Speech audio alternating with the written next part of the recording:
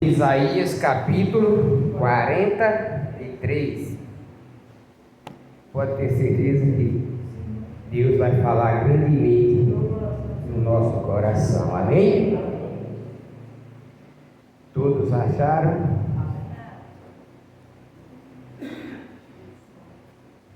Você sabia que Deus chama cada um de nós pelo nosso nome? Sim.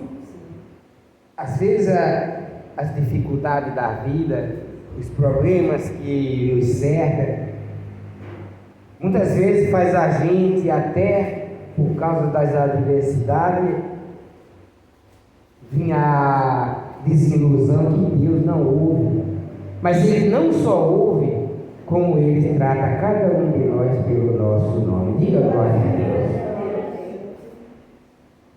Quando eu comecei a abrir aqui essa passagem, o culto, eu citei esses 3 versículos que está no livro justamente de Filipenses 4:13. Todas as coisas eu posso naquele que nos fortalece. E no livro de Timóteo, Romanos 14:9, fala assim: porque foi para isso mesmo que Cristo morreu e tornou a viver, para ser Senhor tanto dos vivos, tanto dos mortos como dos vivos. E no versículo de Timóteo, por 2:7, é assim: combati o bom combate, acabei a carreira e guardei a fé. Como disse, que se a gente não guardar a fé no nosso coração, é impossível agradar a quem? Nós só alcançamos a Deus se nós tivermos fé. Ah, mas eu não tenho fé. Igreja, todos nós temos fé. Fé é um dom de Deus que está dentro de cada um de nós. Às vezes, devido à circunstância, à maneira de viver de cada um de nós, devido aos problemas, essa fé muitas vezes ela dá aquela diminuída, ou até mesmo se afoga diante dos problemas. A nossa fé é como se a gente estivesse se afogando dentro da água, enquanto a cabeça de fora está respirando. Se a cabeça descer dentro das águas, você até morre. A fé, talvez ela não morre, mas ela adormece devido a tanto problema. Mas quando a gente exercita essa fé, e aí exercita a fé usando justamente a palavra, não importa o tamanho da tua dificuldade, Deus vai falar com você e você vai ouvir. Porque no livro de Isaías 43, versículo 1, diz assim: mas agora sim, diz o Senhor, que te criou, ó Jacó, e que te formou, ó Israel, não temas, porque eu te remi. Diga glória a Deus. Chamei-te pelo teu nome, e tu és o quê? É meu. Isso é muito forte, não é, igreja? Deus, Ele nos formou, nos criou, nos chamou pelo nosso nome, remiu cada um de nós, porque Ele diz: tu és Deus. Isso significa que quando a gente colocamos a nossa confiança em Deus, você vem aqui hoje, nessa manhã, e abre o seu coração e coloca no Senhor, fala para Ele o desejo do teu coração. Por isso na oração fala: não fala para mim, não fala como, eu não me interesso saber o que você está sentindo, qual o teu problema, porque eu sou limitado, não consigo fazer nada pela tua vida, a não ser dar a palavra que vem de quem? Mas Ele faz toda a diferença. Essa palavra hoje muda essa história. Hoje você recebe aquilo que você veio buscar. Talvez você tenha passado a noite toda chorando. Talvez você passou a noite hoje, claro. Talvez você está triste, talvez por causa do ente querido, da família, seja de quem. Eu não sei porque sou tão pequeno, mas essa palavra que Deus diz: eu te remi, chamei pelo teu nome, e hoje Ele está te confirmando essa vitória. Amém? No versículo 2 diz assim: quando passarem pelas águas, olha que maravilha, olha o poder daqui, esse versículo é para que eu e você possamos sentir e ter a certeza do poder de Deus na nossa vida. Quando passarem pelas águas, eu serei. Quando passarem, eu serei contigo. Quando pelos rios, eles não te submergirão. Quando passarem pelo fogo, não te queimarás, nem a chama arderá em ti. Diga glória a Deus. Olha o poder desse Deus que a gente serviu. Às vezes nós olhamos para a nossa vida e olhamos para as dificuldades e falamos hoje, está difícil, não tem mais jeito para a minha vida, não tem mais jeito para esse caso, não tem mais jeito para o meu filho, não tem mais jeito para o meu neto. O mundo está dizendo que ele é um caso perdido, mas para Deus tudo é possível. Isso eu não estou falando só que está aqui a palavra de Deus. A própria palavra de Deus nos traz justamente exemplos grandiosos, como por exemplo Ezequias, quando ele recebeu do profeta justamente a sentença de morte, e diz: coloca a tua casa em ordem, porque tu morrerás. E quando a gente recebe uma notícia dessa, é fácil? O chão se abre. Para você ter um exemplo, não precisa nem falar que você vai morrer. Só basta alguém chegar para você e falar assim: ó, você está com câncer. Ou o teu parente, um ente querido teu, está com câncer. Eu já recebi essa notícia. Na hora você, por mais que queira buscar uma palavra, por mais que você queira buscar algo para responder, você não tem. O mundo se fecha, o chão parece que se abre e você só enxerga do outro lado a morte. É a única coisa que vem na nossa mente quando a gente recebe uma notícia dessa. Foi assim na vida de Ezequias, quando o profeta fala: você vai morrer. Você quer buscar alguém para se apegar, você não vê, porque todo mundo sabe, olha para os lados, por mais que alguém queira te ajudar, você vê que ele tem tanto limite como eu e você. É nessa hora que a gente olhamos, como fez Ezequias, virou para a parede e chorou. É ali, muitas vezes no seu travesseiro, quando ninguém está vendo, quando ninguém quer saber o que você está fazendo. Talvez durante o dia alguém viu você dando risada, até contando uma piada engraçada, mas quando chega em casa elas não sabem as lágrimas que você derrama em cima daquele travesseiro. Essa passagem de Ezequiel conta justamente isso. Ali estava o profeta, o homem de Deus, mas ele olha para o profeta, o homem também igual a ele fala: ele deve pensar, essa sentença é muito maior e mais grande do que o poder desse homem, mas seria que muda a minha história. É o travesseiro quando nós estamos chorando, é a parede quando Ezequiel vira para o lado e chora. E sabe o que Deus fez? Mudou a sentença daquele homem.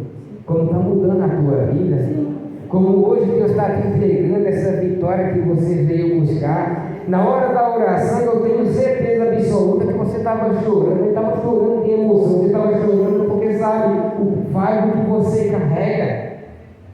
Tenho certeza que nessa noite alguém aqui chorou no travesseiro, como Ezequias chorou diante da parede. Mas o mesmo Deus que concedeu a vitória para aquilo, é o mesmo Deus que hoje está te entregando essa vitória.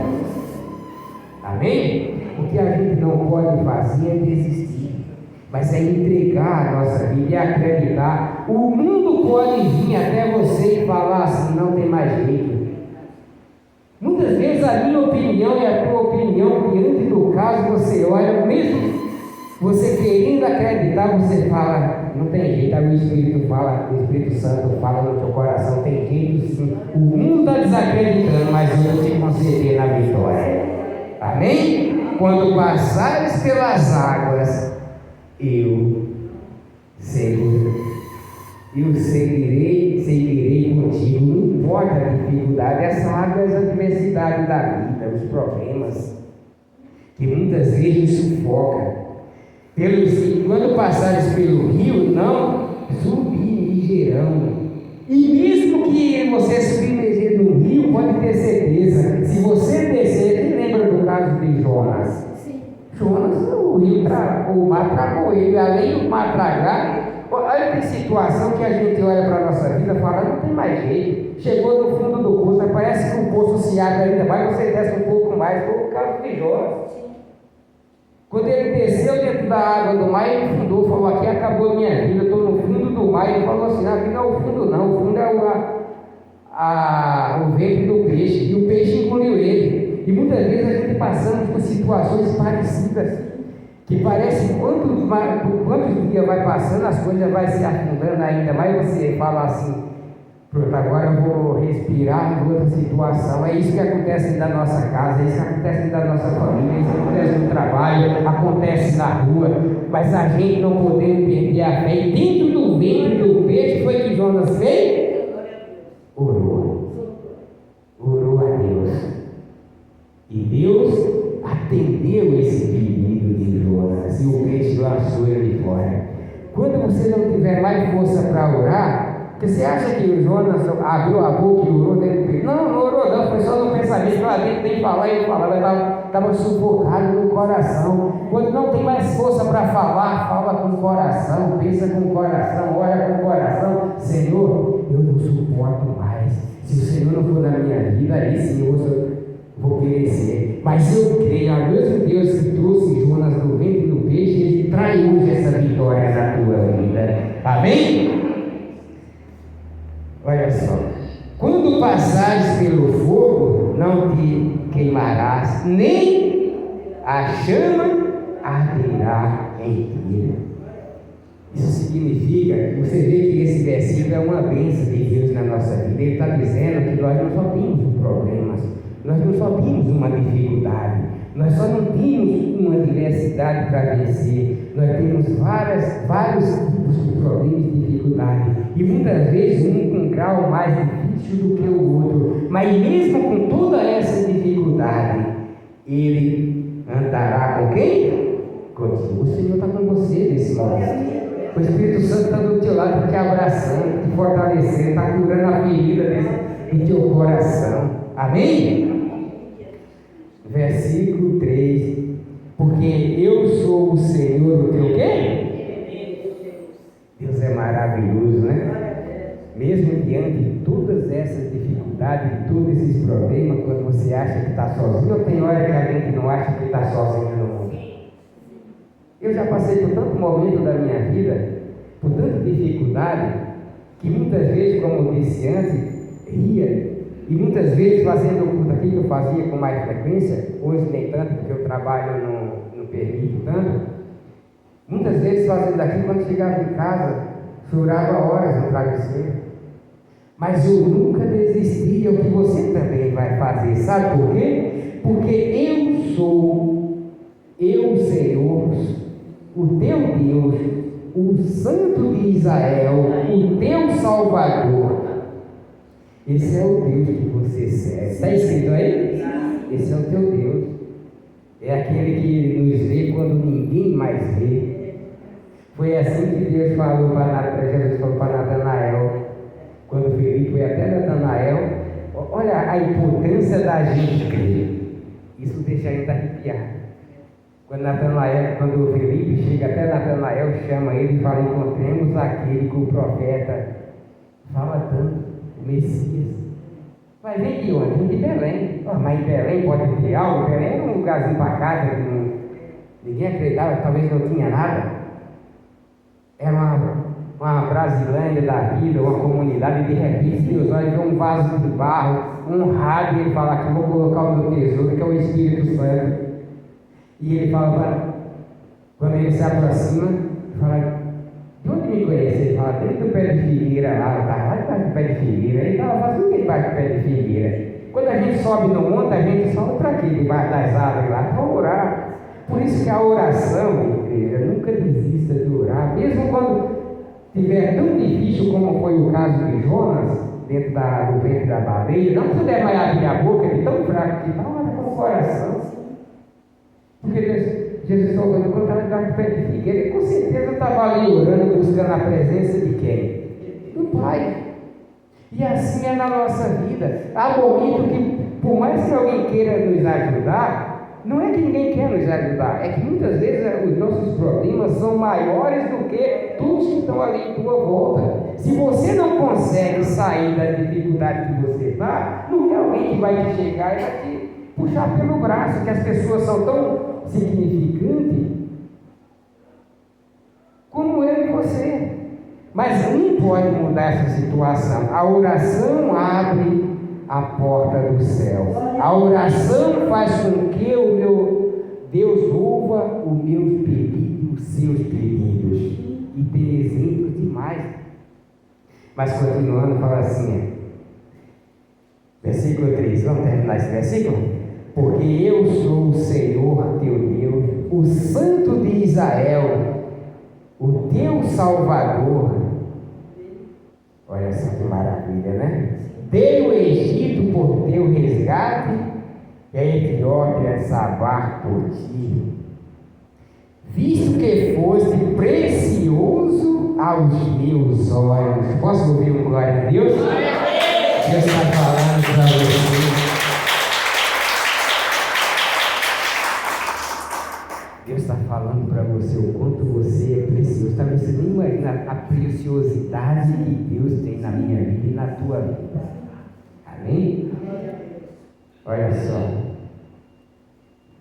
Visto que foste precioso aos meus olhos, digno de honra, e eu te amei e darei homem por ti.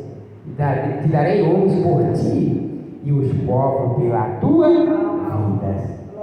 Deus faz tudo pela nossa vida. Às vezes a gente achando que a nossa vida não vale mais nada. Às vezes nós achamos que a nossa vida não tem mais sentido. Esse é o motivo de muitas vezes escancaramos uma porta para que venha a depressão. A depressão só entra na minha vida e na tua vida quando a gente acreditamos que a nossa vida não vale nada. Aí o inimigo vem, planta a semente, confirmando que não vale, aí vem a depressão, os pensamentos negativos, os pensamentos maus, vem a ansiedade. Tudo começa quando a gente começa a desvalorizar a nossa vida. Todos que estão em tua volta podem achar que você não vale nada. Isso é normal. O mundo age maligno. Mas eu e você temos que acreditar que a minha vida é preciosa para Deus e que Ele nos está vendo a todo momento. Amém? Versículo 5. Não temas. Esse é o segredo de cada um de nós sobreviver esse mundo de adversidade, esse mundo de dificuldade. O mundo que nós vivemos, se nós não temer a Deus todos os dias e colocar a nossa vida, os nossos passos, nossos caminhos, a nossa família, nossos filhos nas mãos dele, a gente não alcança resultado nenhum. Mas olha só, não temas, pois porque eu sou com quem? Você quer prova maior do que esse capítulo 23? Quando chegar em casa, tiver um tempo, esse capítulo todo, porque aqui eu estou fazendo um resumo e acordando você para a sua fé. Amém? Trarei a sua descendência desde o Oriente e a juntarei desde o Ocidente. Deus está falando, muitas vezes a gente se preocupa com quem está longe, com quem está distante.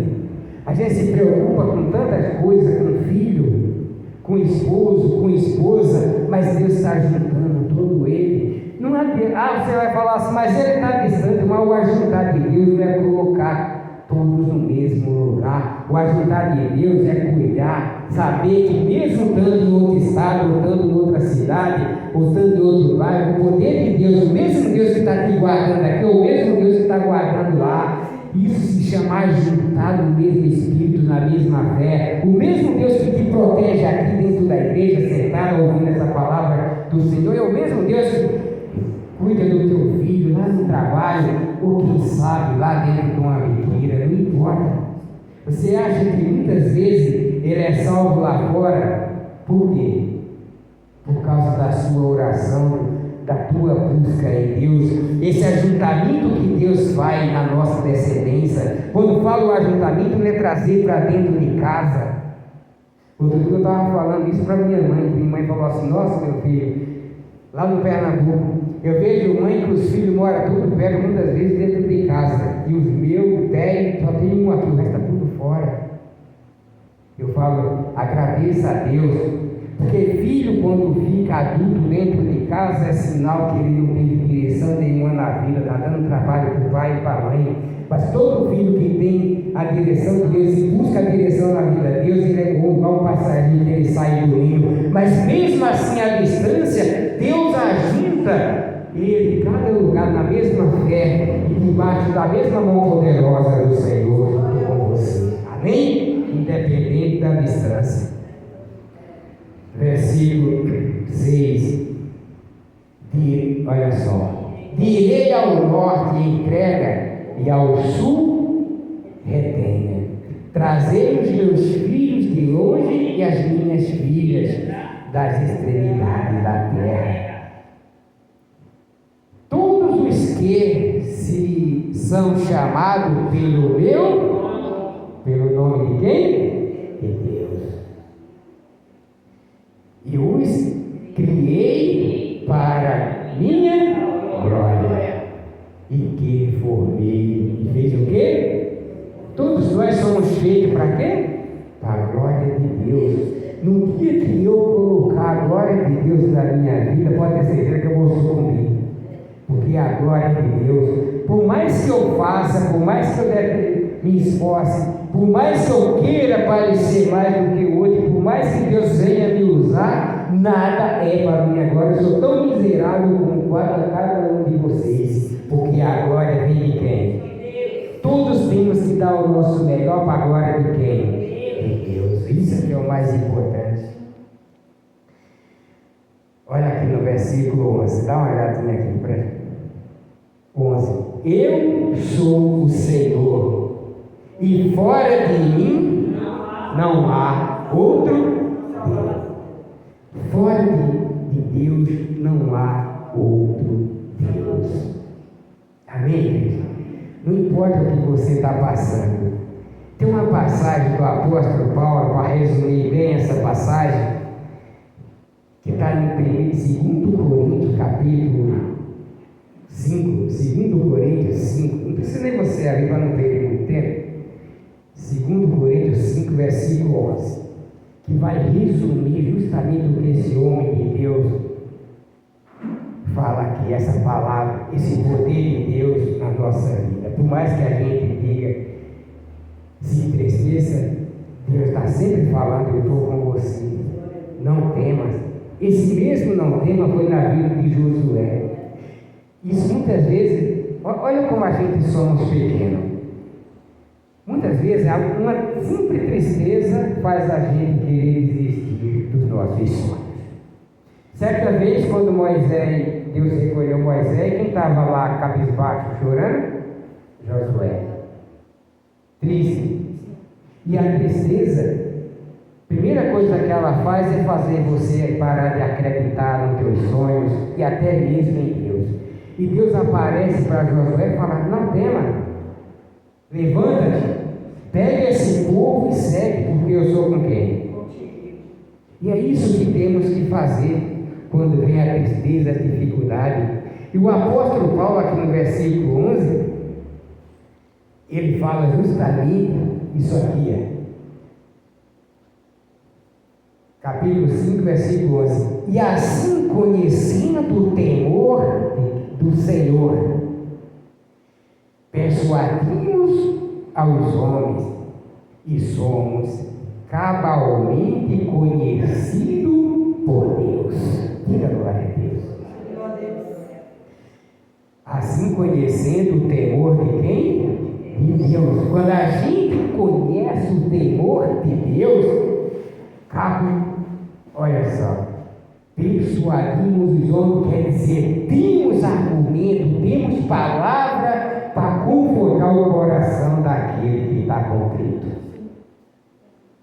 Quando a gente buscamos e conhecemos esse amor de Deus, Deus te dá essa palavra, esse conforto, até mesmo a sabedoria, justamente para persuadir, quer dizer, para transformar a vida e coração daquele que muitas vezes se encontra triste. Olha como que Deus usa a gente. Nós somos nada mais nada do que ferramenta do Senhor.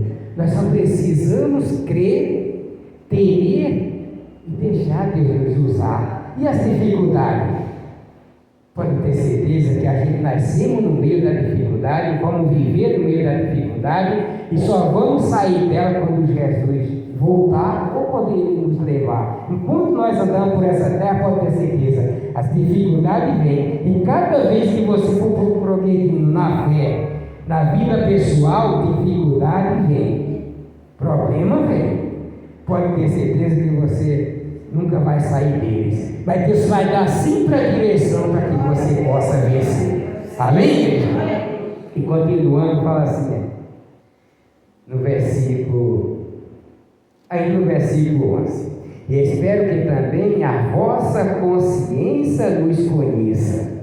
Vou reler o versículo todo sem entender. E assim, conhecendo o temor do Senhor, persuadimos os homens e somos cabalmente conhecidos por Deus, e espero que também a vossa consciência vos conheça. Esse é o ponto mais importante dessa segunda parte do versículo. Porque conhecer o amor de Deus, todo aqui conhece. Ninguém está aqui porque não conhece o amor de Deus.